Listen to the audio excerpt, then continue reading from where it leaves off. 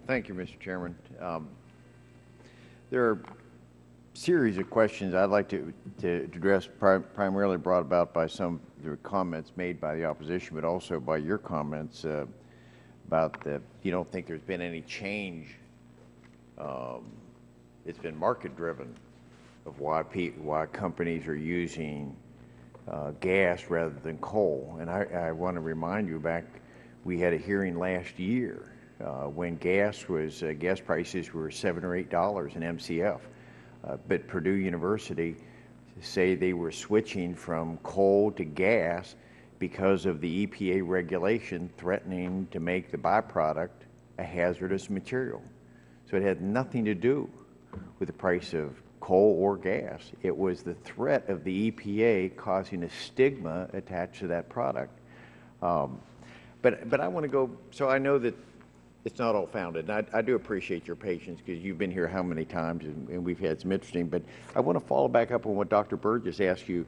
I've asked you too for some letters. I don't know whether it's I don't want to say it's a conspiracy, but I don't understand why you're not answering our letters or answering questions that you say you're going to get back to us about. I asked you last year, explain to me in all this discussion of greenhouse gases and global warming, I want you to tell me why the the physicist Milankovitch and his Milankovitch cycle has been in your mind discredited.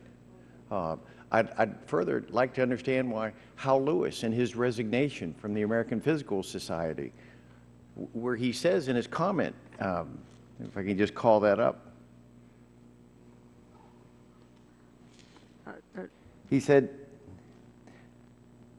it is the greatest, the global warming scam is the greatest and most successful pseudo-scientific fraud I've seen in my long life as a physicist. This is not a politician saying this, this is a scientist. This is someone that is the emeritus professor at the University of California, Santa Barbara. And he and 200 other people have signed off on this issue. And I've asked for you all to tell me, as an engineer myself, explain to me why that's not valid to be part of this discussion. And we still don't hear back. Can you get back to us again, a third, fourth time we've asked for that? Will you do that, please? Congressman, if you've written a letter to me, I will certainly answer it. But not only we've written letters, but we've asked you in testimony here to get back, and you're very kind. You say you'll do it, and then, like so many other folks here, they just get lost somehow, perhaps. But I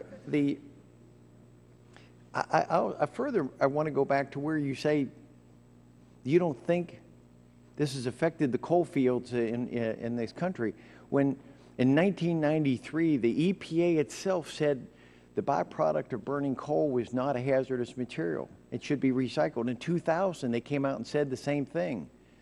But yet again, the EPA under new administration picks that fight back up again after it's been disproved twice, and is making this threat that the byproduct of burning coal could be a hazardous material. How much more studies are we going to have? It's that kind of uncertainty that's coming out of your office that's causing plants, coal company, utility companies to maybe just pull back like they did at Purdue University. How do you respond? Do you really think we need do we need to have another study?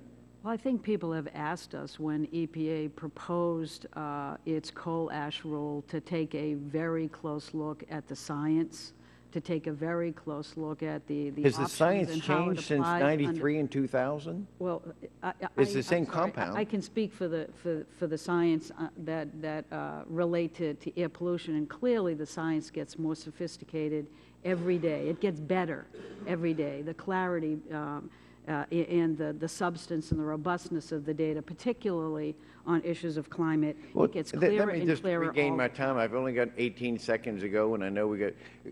Let me invite again anyone from the EPA to please come with us to the coal fields across America and talk to the miners and their families when they talk about that when it is suggested that it's the price of gas that's costing them their jobs. When 700 people at Arch Coal get let go, we've got to be more sensitive to the middle class people across this country, and particularly those that have mined coal that have made America what it is. So let me extend that invitation again to you. I did it to Lisa Jackson last year. She ignored that. Let me ask you again, please come and talk to these people and explain to them how there's a future for their industry. Thank You do that? Gentleman's Thank you very time much. has expired. At this time, let me